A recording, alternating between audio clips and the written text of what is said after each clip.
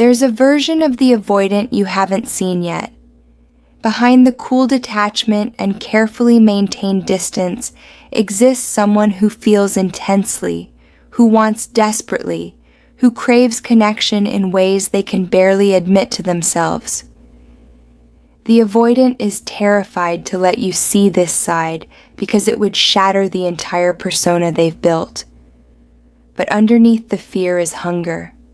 They want more of you, more of your attention, your presence, your body, your emotional availability. The craving is real and consuming, but it exists in direct opposition to their terror of being known. The avoidant is caught in an excruciating bind. They need you to see their hidden depths to feel truly connected, but showing you those depths means risking the rejection that would confirm their worst beliefs about themselves. This internal war creates behavior that seems contradictory. They pull you close and push you away, sometimes within the same conversation.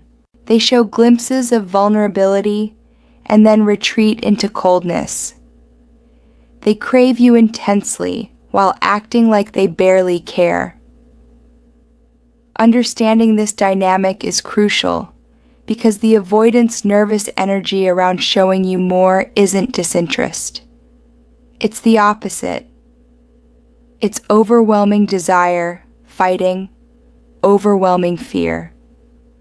The hidden intensity reality. The avoidant feels everything more intensely than their exterior suggests. When they're attracted to you, it's consuming. When they miss you, it's obsessive. When they want you physically, it's desperate craving. But all of this intensity gets locked behind defenses so strong that even the avoidant loses access to their own feelings. The cool, detached person you see is a performance so practiced, it's become automatic. Behind that performance is someone who feels too much, wants too much, needs too much, and is absolutely terrified of anyone discovering the depth of their emotional and physical hunger. The hidden intensity is specifically what the avoidant doesn't want you to see. If you knew how much they actually wanted you, how often they think about you, how desperately they crave more of your presence, you would have power. Subscribe for deeper insights into attachment patterns that actually help you understand what's happening beneath the surface of these confusing dynamics. The avoidant cannot tolerate giving you that power because power means the possibility of being hurt. The hidden intensity also explains the avoidant's seemingly disproportionate reactions. When you do something that triggers their attachment anxiety, they don't just feel mildly uncomfortable, they feel flooded with terror. When you withdraw or seem less interested, they don't just notice. They spiral into panic they would never admit to. The avoidant's emotional experience exists at extremes they've learned to hide. The vulnerability exposure terror. The avoidant associates vulnerability with annihilation. Showing you their real feelings, their actual desires, their hidden neediness feels like handing you a weapon you will inevitably use against them. The avoidant has learned through painful experience that revealing your tender spots leads to those spots being targeted. The wound from these experiences runs so deep that the avoidant would rather live in isolation than risk opening themselves again. This terror specifically affects their ability to show you what they want. The avoidant craves more of you, but admitting that craving feels like admitting dependency. They want to tell you how much they think about you, how much they want your body, how much they desire deeper connection. But these admissions feel like giving you ammunition. If you know they want you badly, you might leave or use their desire to manipulate them. The vulnerability terror also prevents the avoidant from showing you their softer emotions. Behind the desire exists tenderness, affection, and genuine care. The avoidant has feelings for you that go beyond physical attraction. But showing these soft feelings is even more terrifying than showing desire. Tenderness is undeniably emotional, undeniably attachment, undeniably proof that they need you. The physical craving manifestation. The avoidant's hunger for you expresses itself most clearly through physical desire because physical craving feels safer than emotional need. They can want your body without acknowledging they want your presence, your attention, your emotional availability. The physical becomes the channel through which all the avoidant's suppressed longing flows. Their sexual desire for you is real and intense, but it carries the weight of all the emotional connection they can't express directly. When the avoidant wants you physically, they're often wanting much more than sex. They're wanting closeness, intimacy, and connection. But physical desire is the only form of wanting they can admit to themselves and to you. This physical craving manifests in ways the avoidant struggles to control. They might stare at you longer than they intend. They might find excuses to be physically near you.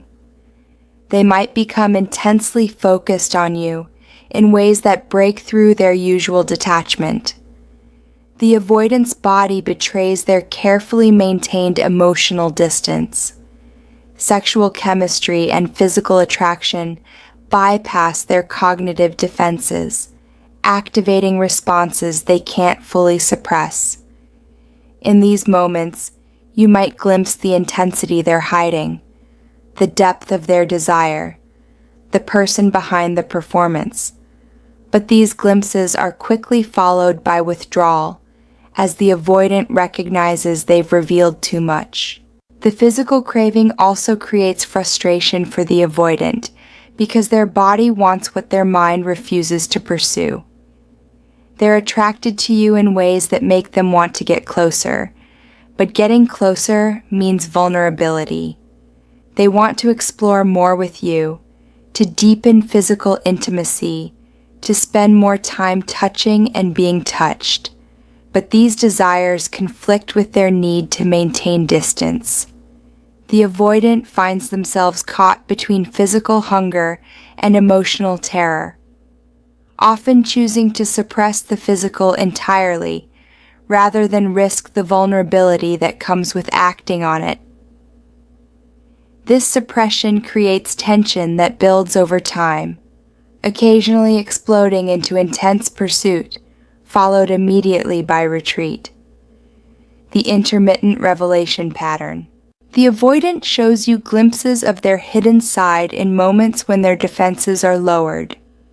Late at night when they're tired, when they've had alcohol, when they're feeling particularly connected, when their guard slips, they reveal pieces of who they actually are. They might tell you something vulnerable about their past. They might express how much they've been thinking about you. They might show physical affection that communicates depth of feeling. These moments are precious because they're rare and authentic. The avoidant is briefly letting you see beyond the performance to the person underneath who wants you desperately. But these revelations are always followed by withdrawal. The next day or even hours later, the avoidant regrets the exposure. They feel embarrassed about what they revealed, terrified about how you'll use the information, convinced they've shown too much. The withdrawal is an attempt to re-establish safety, to put the walls back up, to minimize the significance of what they shared. The avoidant might act like the vulnerable moment never happened, returning to their usual detachment. Or they might create distance to counterbalance the closeness, pulling away after intimacy to restore the equilibrium that protects them. The pattern of intermittent revelation keeps you confused about who the avoidant really is. You've seen moments of genuine connection, vulnerability, and desire. You know there's more to them than the cold exterior. But those moments are so brief and followed by such complete withdrawal that you begin to question whether they were real. The avoidant is showing you their other side, but only in fragments and never long enough for you to fully understand or connect with that hidden person. They're craving more of you, while simultaneously ensuring you can never get more of them, trapped in a pattern where every step forward must be followed by 2 steps back. The control through withholding. The avoidant maintains control by withholding the parts of themselves they know you want to see. They're aware that you're drawn to the hidden person, curious about their depths, wanting to understand them better. This wanting gives them power. As long as they're withholding something you desire, they have leverage. They can give you small pieces of themselves as rewards, withdrawing access as punishment. The avoidant's nervousness about showing you more isn't just fear of vulnerability. It's awareness that full revelation means losing their primary mechanism of control in the relationship. This withholding creates a specific dynamic where you're always trying to get closer to the real them while they're always maintaining distance. You pursue the hidden avoidant while they retreat, occasionally offering glimpses that fuel your pursuit.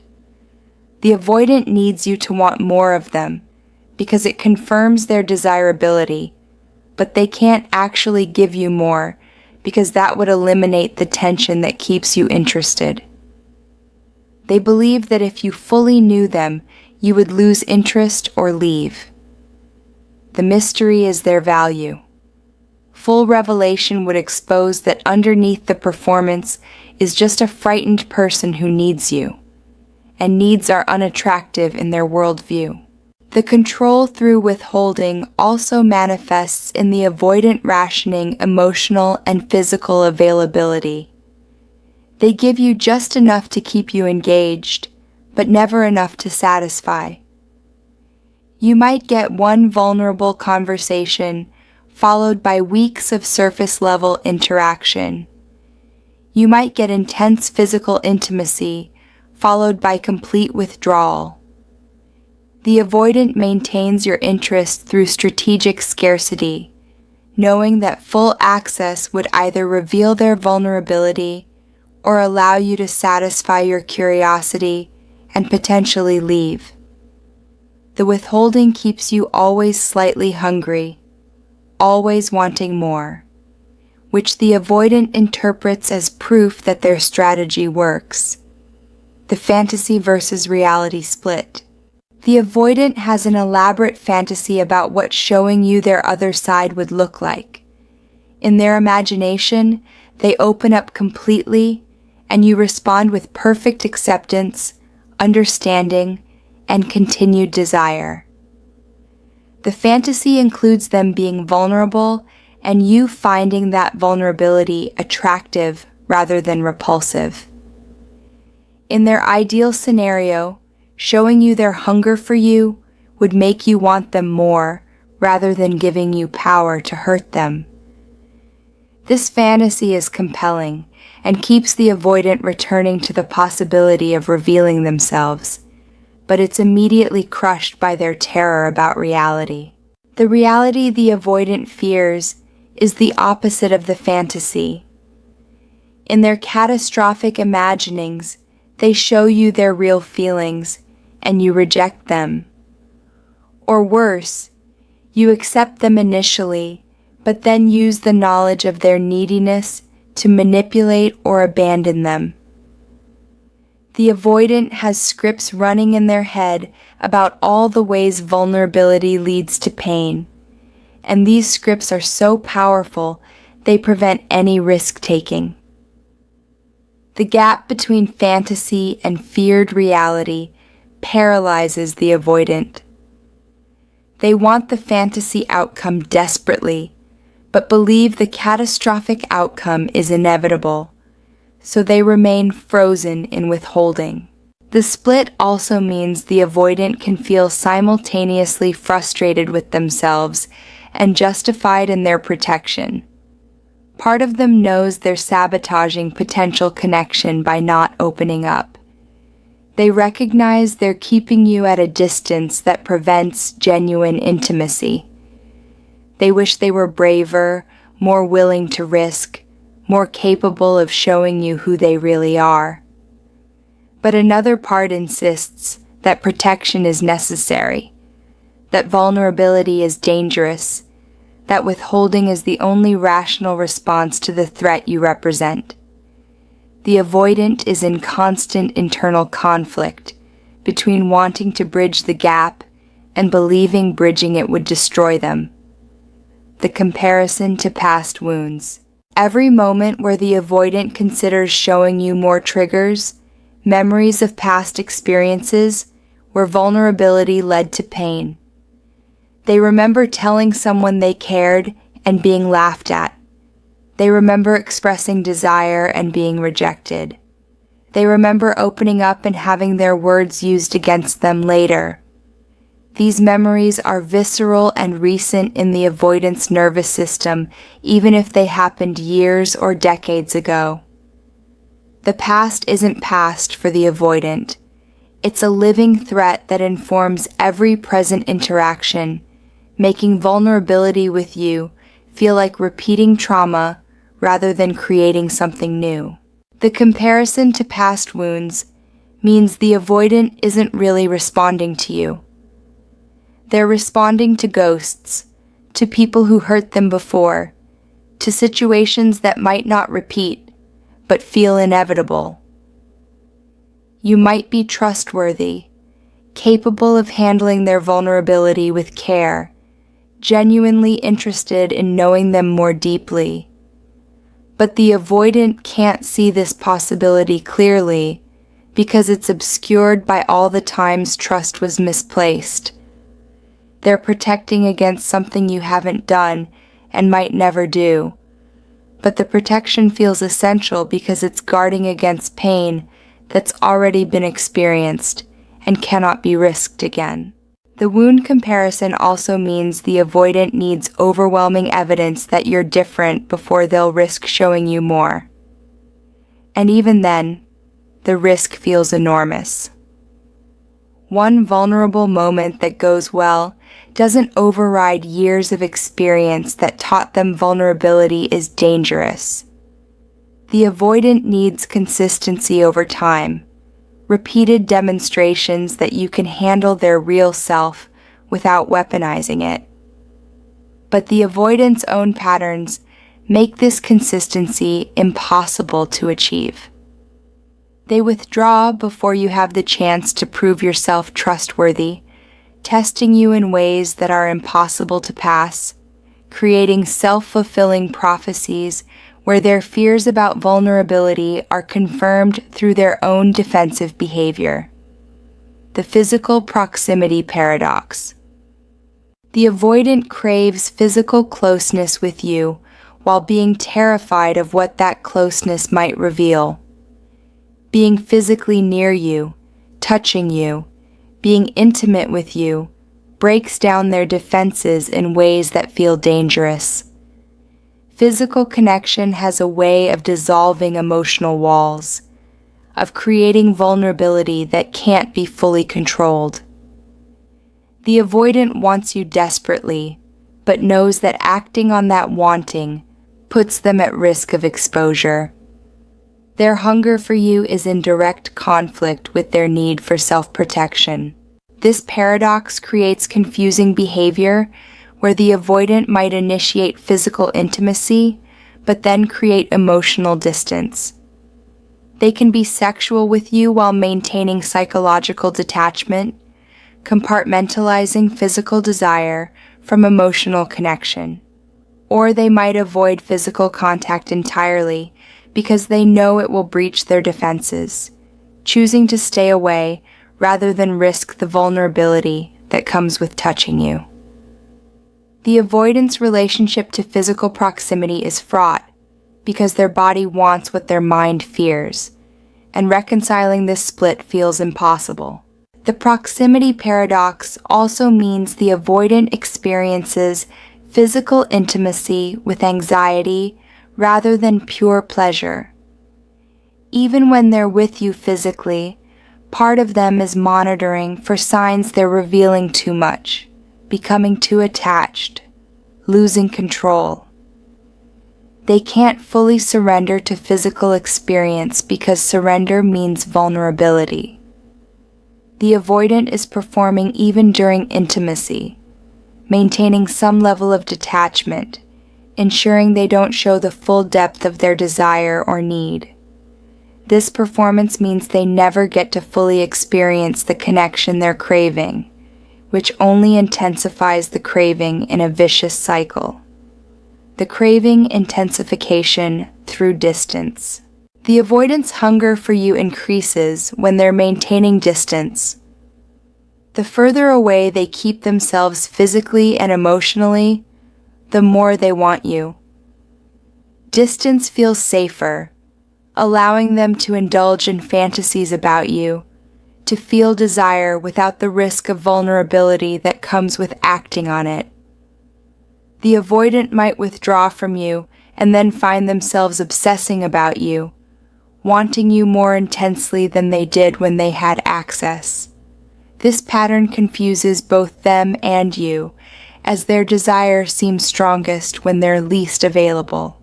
The intensification through distance also means the avoidant experiences cycles of pursuit and retreat based on their internal state of craving.